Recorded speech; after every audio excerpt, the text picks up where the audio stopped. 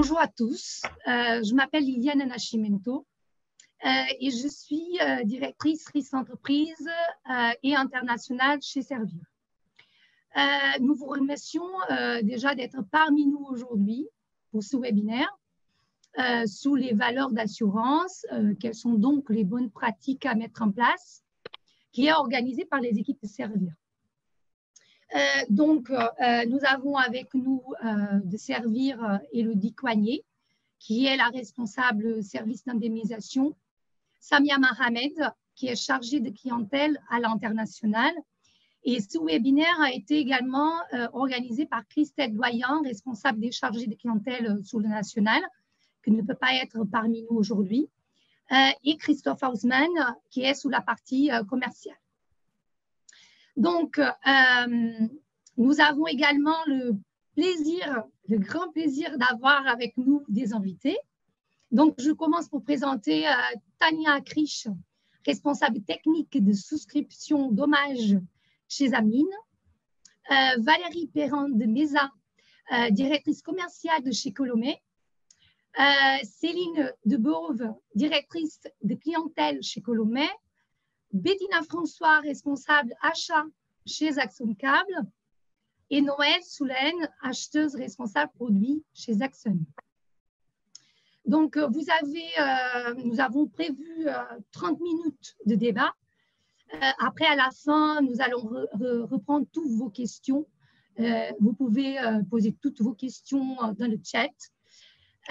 Et à la fin, je vais également mettre à votre disposition un lien qui vous permettra de répondre à une enquête de satisfaction que nous permettra, bien sûr, d'améliorer nos webinaires, mais également de trouver d'autres thèmes qui puissent vous intéresser. Donc, avant de démarrer notre webinaire et passer sous le thème principal, j'aimerais quand même vous donner quelques informations sur Servir. Donc, Servir fait partie du groupe ODO, un groupe familial rémois avec plus de 100 ans d'existence. Le groupe a un plan stratégique à 2026 avec des enjeux très importants de croissance, mais bien sûr, maintenant, notre qualité de service qui a été toujours reconnue auprès de nos clients, sachant que le groupe restera familial et indépendant. Donc, juste pour vous rappeler, donc, nous avons des équipes dédiées sur les 3 domaines d'expertise, les risques d'entreprise, l'assurance de personnes et assurance crédit et affacturage. Sachant que l'accompagnement à l'international, qui reste transverse sur les 3 expertises, a une équipe dédiée et avec nos partenaires Assurex à l'étranger, cela pour nous reste toujours une force majeure.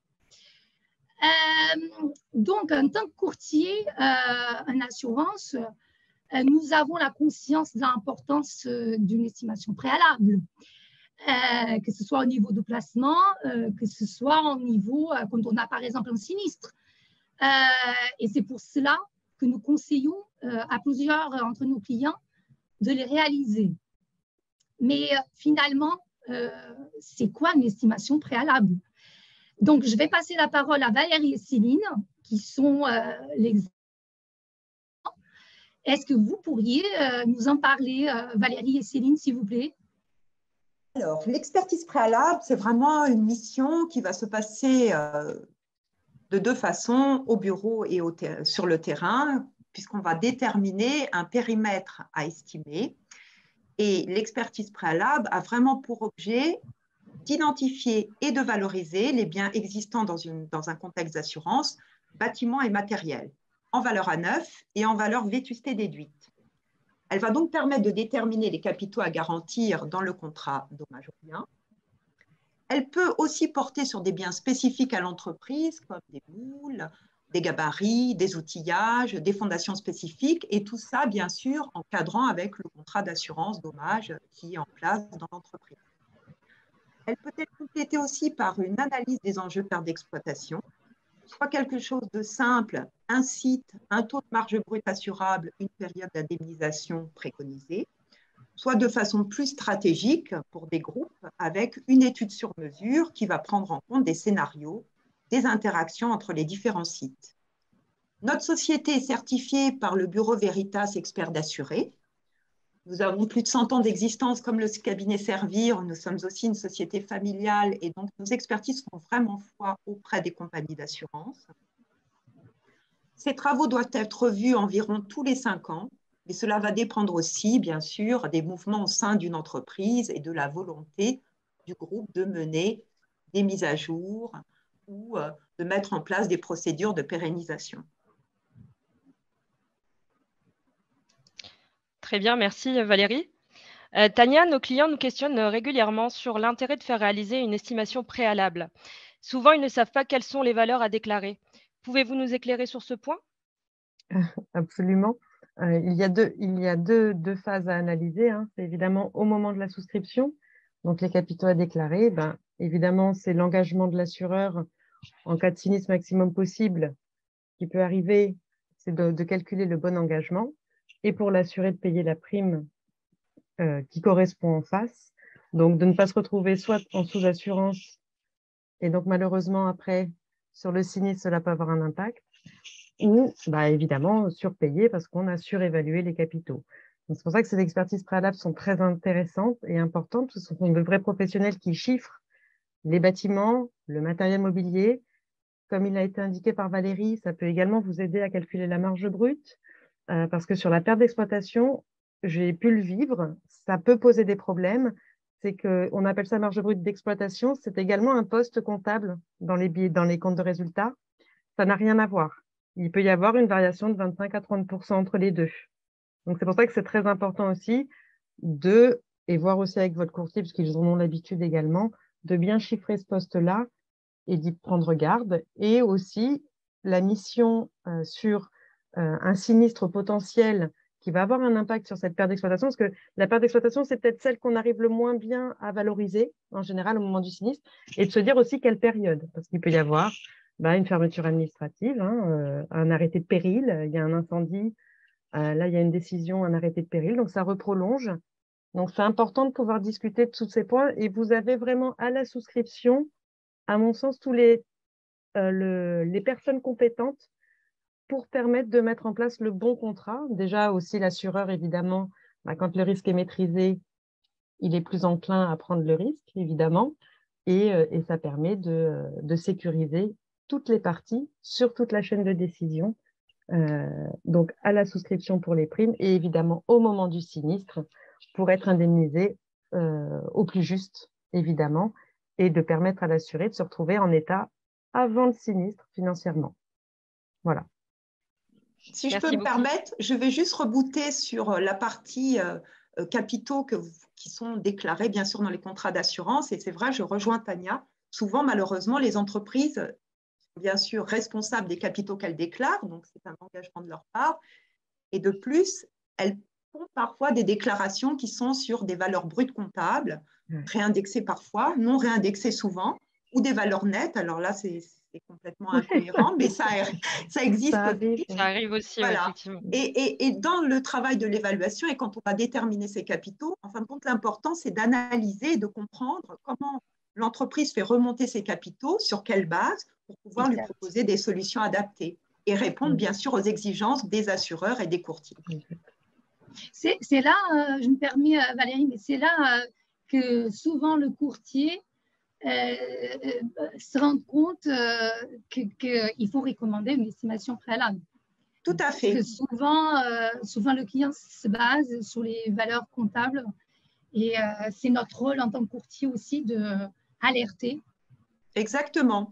Et vous avez aussi la possibilité, parce que l'estimation préalable détermine quand même deux façons d'assurer, la valeur à neuf et la valeur vétusté déduite. Donc, c'est aussi un dialogue et un échange à avoir avec votre client pour déterminer la juste valeur à garantir en fonction de ses biens, en fonction de ses besoins en cas de sinistre. Parce que l'estimation préalable, elle va permettre quoi? De garantir le capital qu'il serait nécessaire, malheureusement, dans le cadre d'un sinistre. Donc, d'avoir les bonnes garanties et les bons capitaux. Ne pas être son propre assureur sur un montant ou, comme disait Tania, ne pas estimer trop de biens, garantir trop de biens qu'on ne récupérera jamais parce que l'assureur ne remboursera jamais des sommes qui ne sont pas dues. Alors moi, je peux rebondir un petit peu sur ce discours concernant l'estimation préalable. En fait, bon, quand on a un sinistre, si on a une estimation préalable, ça peut être un document qui permet rapidement une appréciation rapide des dommages. En fait, c'est vrai que nous, notre métier, on est vraiment expert en dommages. Et ce qui est très important, c'est quand on fait une visite sur le lieu du sinistre, c'est de donner très vite une appréciation des dommages pour que les assureurs, par la suite, provisionnent des indemnités et bien sûr, voir après aussi au niveau des mesures conservatoires qui vont être à prévoir pour éviter que le sinistre se propage ou qu'il augmente au niveau du chiffrage. Donc, c'est vrai que ce document, c'est vraiment très utile pour nous, pour déjà apprécier le dommage. Après, c'est aussi identifier et localiser le bâtiment sinistré et son activité, qui facilite et accélère les premières estimations de l'ensemble des installations, matériel, stock et pertes d'exploitation. Et puis, avoir une connaissance des existants avant sinistre. Voilà pourquoi l'estimation préalable est aussi intéressant dans le cadre d'un sinistre, si le sinistre produit après, malheureusement. Voilà. Ça peut éviter certaines discussions qui peuvent être longues et douloureuses pour les assurés, pour leur permettre de reprendre leur activité au plus vite. Voilà, complètement. C'est intéressant pour toutes les parties, il y a moins de discussions. Ouais, ça les rassure aussi. Ça les rassure, ouais. Et les assureurs sont rassurés. Absolument. Au-delà de l'entreprise, l'assureur va regarder la proposition qu'on lui fait de garantir un risque de façon beaucoup plus affinée et beaucoup plus transparente, puisqu'il va connaître son engagement maximum. Même si engagement réel. En place, des limitations contractuelles d'indemnité ou autres. Donc, ça donne une meilleure visibilité pour l'assureur. Complètement. Merci beaucoup, mesdames. Merci beaucoup. Comme vous le savez, chez Servir, on a des clients nationaux et également des clients internationaux. Souvent, nos assurés, ils ont plusieurs sites en France et même à l'étranger. Ce qu'on voudrait savoir, en fait, c'est est-ce que dans ce cadre-là, ils doivent en fait faire une estimation préalable sur chaque site ou est-ce qu'une estimation du site principal est suffisante? Valérie, peut-être vous pouvez nous répondre. Alors, moi, je pense que c'est assez difficile de répondre parce que chaque société demande d'être étudiée.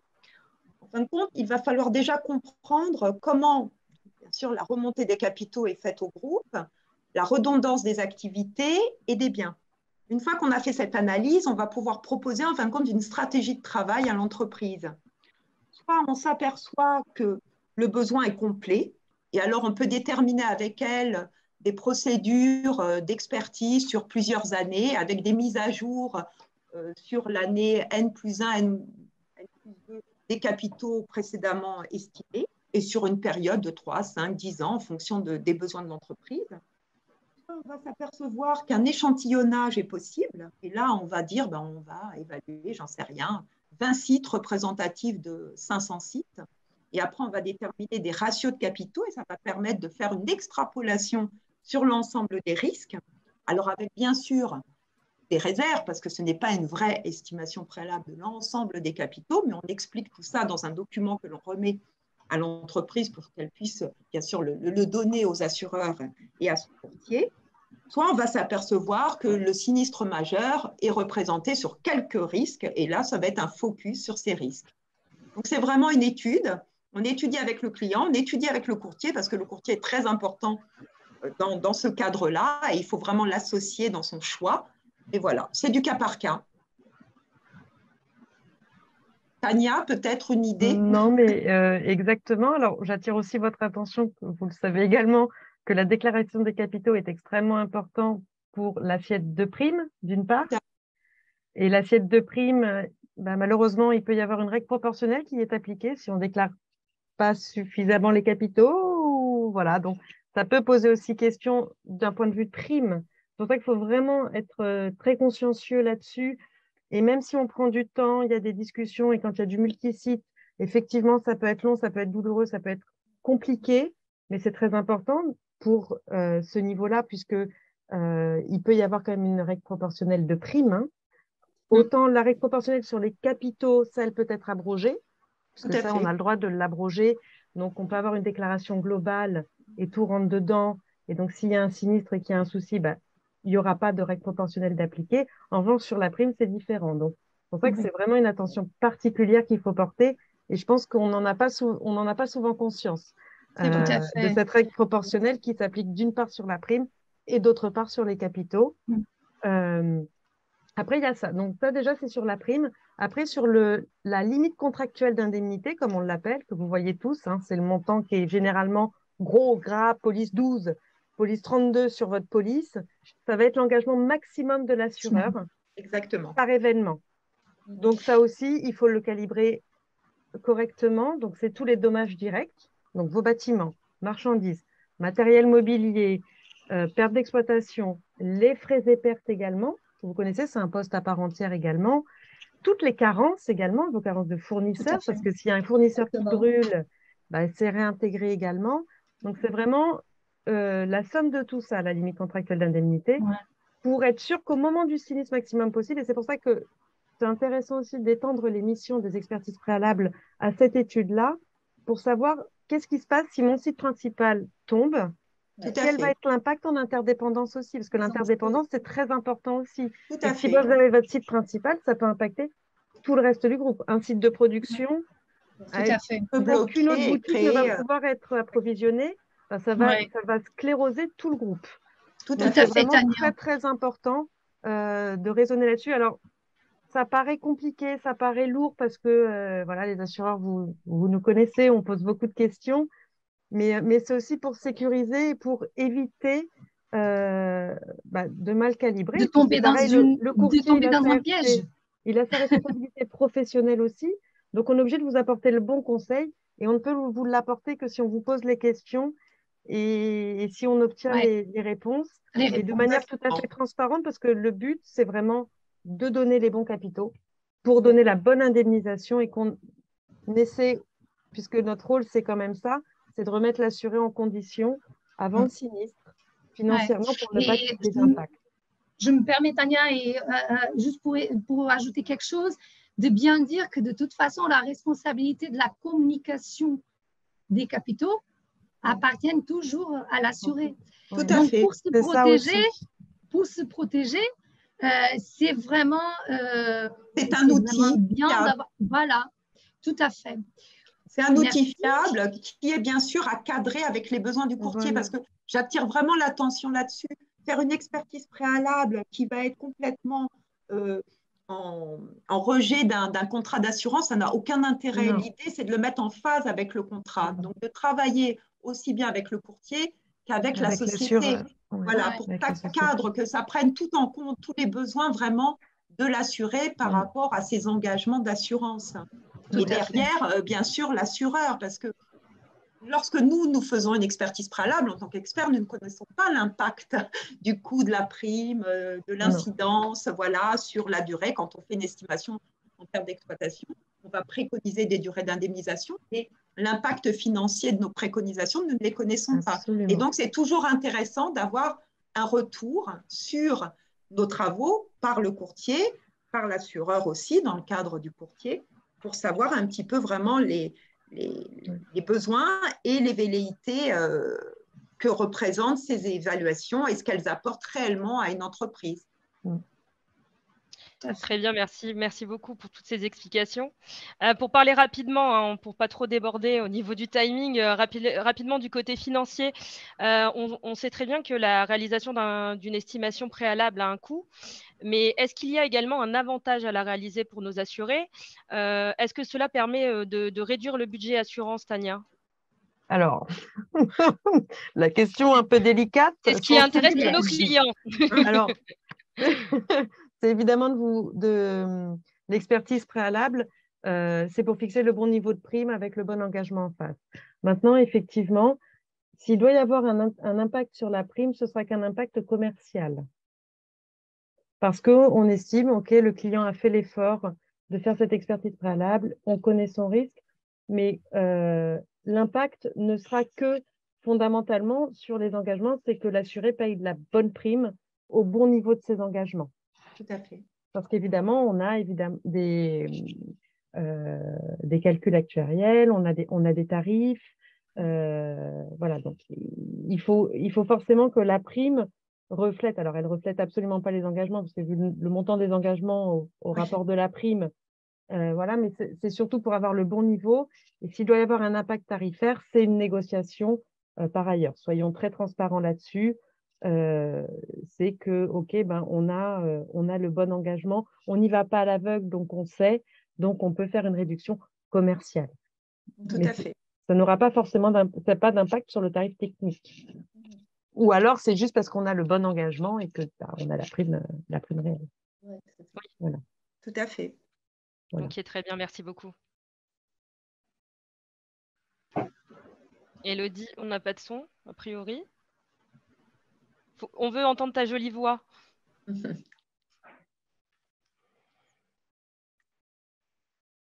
Sinon, je peux prendre le relais. Oui, tu peux prendre le relais, Samia.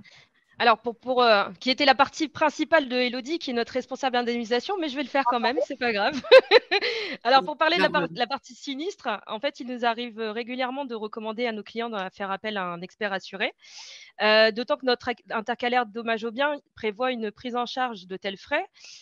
Céline, pourriez-vous nous en dire plus sur vos missions d'expert assuré et sur les intérêts, bien sûr, pour nos clients? Alors, je vais essayer de résumer rapidement notre mission. D'abord, il y a un premier rendez-vous qui consiste à faire une reconnaissance sur les lieux du sinistre pour en fait mettre en place des mesures conservatoires, rencontrer le client, prendre connaissance un petit peu des circonstances causées et origines du sinistre, voir s'il va y avoir des recours ou pas à mettre en place, ou que la responsabilité, enfin que le sinistre portera uniquement sur l'assurance du sinistré. Donc ça, c'est vraiment un rendez-vous qui est primordial et qui, en général, doit se faire face à l'expert d'assurance. Parce que, comme on appelle, nous, notre métier, expertise amiable et contradictoire, il est nécessaire de nous trouver en face de l'expert d'assurance pour vraiment pouvoir faire notre expertise en même temps que l'expert d'assurance, qui va porter sur le chiffrage des dommages notamment, et sur les mesures conservatoires dont je vous ai parlé précédemment.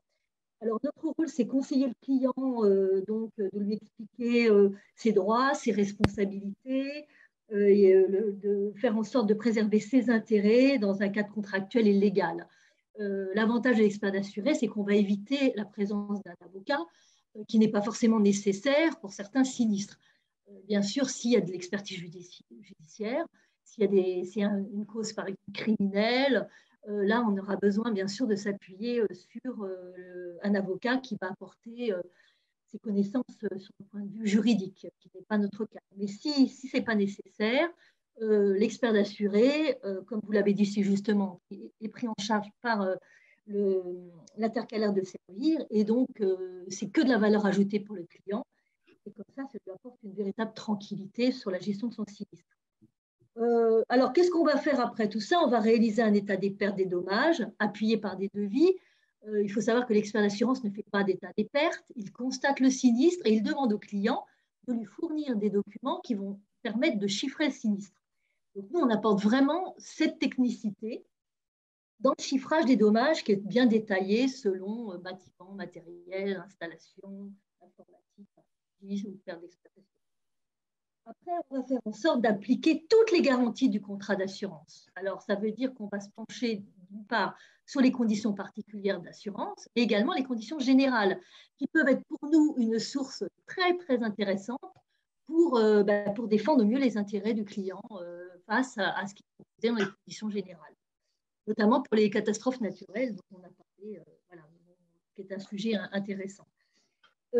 Après, nous pouvons aussi intervenir, je vous l'ai dit, dans le cas d'éventuels recours. Bon, ça, c'est vrai que c'est très important parce que, par exemple, s'il y a une insuffisance de garantie dans le contrat du sinistré, nous allons pouvoir équilibrer l'indemnisation en allant chercher s'il y a un recours, déjà apporter la responsabilité de l'entreprise, de la société, dans le cas de travaux notamment, par exemple, qui ont été faits avant le sinistre. Et là, on va aller chercher la responsabilité de l'entreprise qui aura fait les travaux et on va aller chercher la responsabilité civile du contrat de cette entreprise de travaux.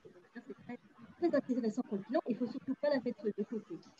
Donc, pour ce travail, Colomé Frères va vous mettre en place une équipe d'ingénieurs et techniciens qui sont rodés, bien sûr, à la prestation des dommages, dotés de compétences techniques, tant sur les bâtiments, le matériel, les marchandises et les enjeux pertes d'exploitation. Et puis, bon, en conclusion, faire appel à l'expertise d'assurés de Colomé Frères, déjà, c'est une tranquillité, parce qu'au moins, vous êtes sûr que votre sinistre va être pris en charge par des professionnels qui sont rodés à des discours parfois un peu difficiles avec les experts d'assurance. Et puis, également, on va vous accompagner jusqu'au bout, jusqu'à la valeur à neuf, s'il y a besoin, parce que la valeur à neuf, ça peut être important aussi de la justifier lorsqu'on fait des travaux, lorsqu'on reconstruit. Et là, nous, on a vraiment, on tient à dire que Colomé Frères a un service dédié à la valeur à neuf pour que les clients n'oublient pas de nous envoyer des factures de façon à équilibrer après l'indemnisation sur la fameuse valeur, différée, valeur à neuf.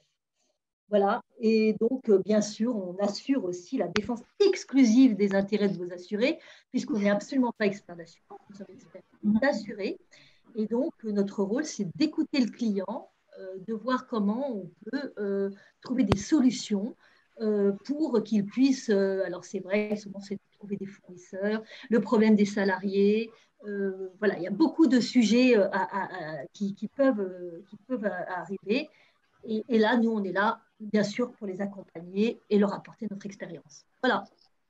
Merci Céline. Je crois qu'on a retrouvé ma voix. Voilà, exactement. Je crois que tout a été dit sur la partie sinistre. Merci Tania, merci Valérie, merci Céline pour toutes ces explications qui ont, je pense, été très claires. Liliana, je te repasse la main pour la dernière partie de notre DigiClub. Merci beaucoup. C'était super intéressant, tous ces échanges. Et nous allons d'ailleurs continuer. Donc, pour finir notre webinaire, nous avons l'énorme plaisir d'avoir Bettina François et Noël Soulaine du groupe Action Câble avec nous, qui d'ailleurs ont pu témoigner par le passé l'importance exactement d'avoir réalisé une estimation préalable. Pourriez-vous, s'il vous plaît, en tant que client, nous en parler un petit peu exactement de la plus-value d'avoir fait une estimation préalable, que ce soit au niveau, on a parlé de la matière de placement, donc pour trouver les bons capitaux à assurer, mais également lors du placement de vos risques et des sinistres. Je passe la parole à Action Câble. Très bien. Donc, juste pour vous situer l'entreprise, c'est une entreprise familiale également, située à Montmirail, 750 salariés en France et 2500 dans le monde. Nous avons donc le siège à Montmirail et 2 filiales en France. La dernière estimation préalable qui existait dans l'entreprise datait de 2006. Donc, autant vous dire que les chiffres n'étaient pas forcément très actuels. Donc, nous avions décidé de nous lancer dans une nouvelle estimation préalable qui avait pour but, bien sûr, de mettre à jour ces données et aussi d'en élargir le périmètre à nos 2 filiales qui sont situées dans le Doubs et en Bretagne. Donc, et on voulait également disposer de données qui étaient produites via la même méthode d'analyse, donc par le même cabinet, Colomé. Donc, comme ça, vraiment, on a maintenant des chiffres comparables, on va dire. Donc, vous m'avez demandé quelle était la plus-value pour avoir fait cette estimation préalable. Il y en a que vous avez déjà cité, bien entendu, d'un point de vue assurance, des données actualisées et fiables permettent à notre assureur d'estimer le risque dommage aux biens de façon précise et fixer la prime au plus juste. Et puis, inspire probablement un peu plus confiance aussi qu'une estimation préalable de 2006. Donc, le mot confiance était déjà tombé tout à l'heure dans les discussions, donc je pense que c'est effectivement cela. Et puis, vous avez parlé des sinistres et Noël, qui est donc acheteuse au sein de l'équipe achat, a vécu malheureusement la gestion de sinistres. Et Noël, tu veux peut-être dire un mot sur ce sujet. Donc oui, effectivement, Axon a subi un sinistre incendie en 2016 donc avec une estimation préalable, comme on disait, qui datait déjà au moins de 10 ans. Donc, ça a été un bâtiment qui a complètement été détruit. Donc, il a fallu faire un gros travail avec justement les experts Colomé, notre expert d'assuré, pour pouvoir avoir les chiffres au plus juste le jour où il y a eu l'incendie, puisqu'on ne pouvait pas se baser sur notre estimation qui était trop ancienne. Donc, ça a été un traitement de sinistre sur 1 année et demie pour pouvoir obtenir au meilleur le remboursement. D'où l'intérêt de faire, si je peux me permettre de rebondir sur votre retour, madame, l'intérêt, c'est d'avoir un état des pertes. C'est ça. Et c'est ce qu'a fait Amélie Lebiedzinski, c'était elle votre expert. C'est ça. Oui. Moi, j'étais moi-même présente sur les lieux, puisque j'avais rencontré avec mademoiselle Paul, on avait fait le tour du bâtiment. Et c'est vrai qu'on s'est vite rendu compte qu'il fallait vite faire un état des pertes pour pouvoir apporter une valeur juste, un chiffrage juste, pour rapidement débloquer des acomptes. J'en ai pas parlé tout à l'heure, mais c'est vrai qu'un sinistré, ce qu'il a besoin, c'est d'avoir de la trésorerie pour très rapidement repartir, retrouver des stocks, de façon à que la clientèle ne s'échappe pas ailleurs, à la concurrence par exemple. Et donc, c'est très important qu'on puisse vous apporter ces premières estimations. Voilà. Tout à fait. Et c'est là, d'ailleurs, je me permets, Céline, pour conclure, c'est que c'est là notre plus-value, que ce soit le courtier, que ce soit l'expert et l'assureur auprès de nos clients, parce que lors d'un sinistre, c'est très important qu'on puisse donner tout ce soutien pour essayer de rétablir les activités au plus vite. Bien sûr. Je voudrais juste, il y a 2 points dont on a parlé sur la réparation. Je veux juste rappeler que vous savez que les contrats d'assurance, c'est une prescription biennale. Donc, quand votre valeur à neuf, pour récupérer la valeur à neuf, généralement, vous devez le faire dans les 2 ans. C'est souvent prévu contractuellement. Après, je ne suis pas certaine que tout le monde lise les contrats. C'est 2 ans. Non, mais c'est 2 ans et il arrive parfois qu'on rate. Et il y a des assureurs. Voilà. Donc, ce qu'il faut, c'est bien garder en tête cette date-là et de faire simplement un recommandé ou de demander au courtier de rompre la prescription. Parce qu'effectivement, un dossier qui dure longtemps avec des factures que l'on atteint, avec le nombre de dossiers qu'il y a, ce n'est pas une volonté de ne pas vouloir payer, c'est que bien sûr, malheureusement, ça tombe dans les oubliettes, soit du client ou du courtier. Enfin voilà, parce qu'on a une masse. C'est pour ça que le courtier vous relance régulièrement. Voilà, il vous relance régulièrement. Voilà. Ce n'est pas pour vous embêter, c'est qu'il y a ces 2 ans qui nous pendent souvent au nez. Et il y a un deuxième point, c'est la valeur à neuf. Sachez que quand on vous dit qu'on indemnise en valeur à neuf, ça ne veut pas dire que c'est à 100%. Il y a une vétusté qui est applicable, elle est limitée généralement à 33% de rachat de cette vétusté. Donc, je m'explique, si un bien, il y a 50% de vétusté, on vous indemnise en valeur à neuf, mais dans la limite du rachat de 33% de ce montant-là. Ou ça peut être 25 selon certains assureurs. Enfin voilà, il faut avoir tout ça en tête et c'est bien évidemment écrit dans les contrats. C'est beaucoup de choses.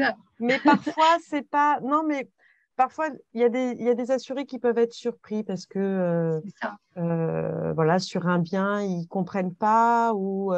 voilà, mais c'est vraiment une vétusté qui est calculée en fonction de l'usure normale de ces choses-là. Donc voilà, donc la valeur à neuf ne veut pas dire non plus que tout va être payé. C'est le rachat à 100% de la vétusté. Donc c'est pour ça qu'il y a d'autres garanties qui rentrent en jeu, les pertes indirectes, des choses comme ça qui viennent compenser aussi, qui sont forfaitaires, pour venir compenser parce qu'il y a toujours un petit manque. C'est pareil pour vos salariés que vous faites travailler un petit peu plus parce qu'il faut rattraper quelque chose. C'est ça. Bon, ça, c'est pareil, c'est très difficilement chiffrable. Donc, pour essayer de compenser, parce qu'il y a toujours ces coûts un peu induits, voilà, certaines garanties permettent malgré tout de les compenser, même si elles ne sont pas forcément quantifiables vraiment de manière… Et je rebondirai… Pardon, je peux me permettre juste… Je rebondis sur la vétusté. Elle est à dire d'expert. Et donc, très important d'avoir un expert d'assuré pour ajuster cette vétusté. Absolument. Voilà. Je suis désolée, mais le thème, il est tellement vaste. Peut-être qu'on fera un deuxième webinaire pour continuer notre discussion. C'est très intéressant. Je ne sais pas si Bettina François, Noël Soulaine, si vous avez d'autres choses à ajouter ou pas. Parce que je pense que peut-être les personnes qui nous écoutent sont intéressées de savoir qu'il y a d'autres plus-values qui sont peut-être induites par l'estimation préalable et qu'on n'a pas citées. Déjà, on avait constitué un petit groupe pour suivre justement cette estimation préalable. On avait des personnes du service finance, maintenance et production avec nous pour faciliter le travail aussi de Colomé, pour préparer un peu les visites, et ils nous ont témoigné de l'intérêt que cette estimation représente pour eux. Déjà, notre collègue du service finance a besoin des valeurs actualisées des capitaux pour pouvoir les justifier auprès des commissaires aux comptes et auprès des banquiers, donc c'est quand même important.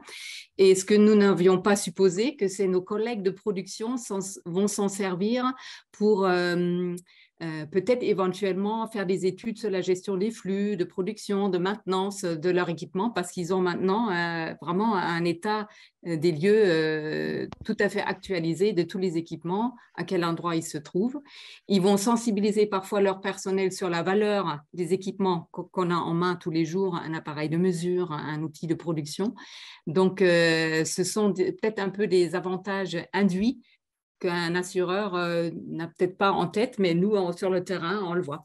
Et ça vous permet de mettre en place un plan de maintenance aussi, sans doute, de savoir quels sont les… bien sûr. Et bon, ça aide déjà forcément l'assureur aussi. Non, mais tout à fait. Effectivement, tout à fait. La maintenance, c'est… ouais.